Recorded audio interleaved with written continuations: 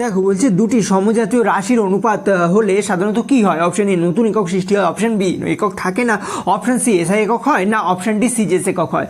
দুটি সমজাতীয় রাশির অনুপাত হচ্ছে, তাহলে লেটস সাপোজ যে দুটো হচ্ছে দৈর্ঘ্যের রাশি, তাহলে দৈর্ঘ্যের এসআই একক হচ্ছে মিটার, আর নিচেও সিমিলার রাশি দৈর্ঘ্য, তাহলে নিচেও মিটার, তাহলে মিটার মিটার কেটে যাচ্ছে, যার ফলে আমরা কোনো একক পাচ্ছি না, তাহলে এককবিহীন রাশি সৃষ্টি হয়। তাহলে অপশন এ হচ্ছে, অপশন বি হচ্ছে কারেক্ট অ্যান্সার, একক থাকবে না।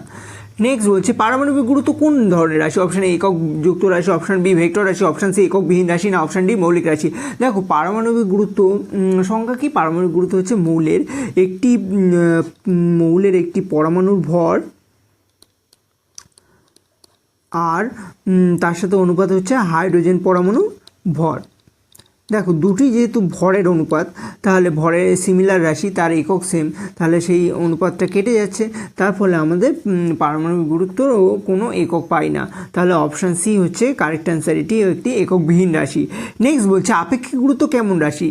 দেখো সিমিলারলি পারমাণবিক গুরুত্বের মতো আপেক্ষিক গুরুত্ব দুটি সমজাতীয় রাশির অনুপাত, তাই আপেক্ষিক গুরুত্বেরও কোনো একক পাওয়া যায় না, তাহলে এটাও একটি এককবিহীন রাশি, অপশান এ হচ্ছে কারেক্ট অ্যান্সার।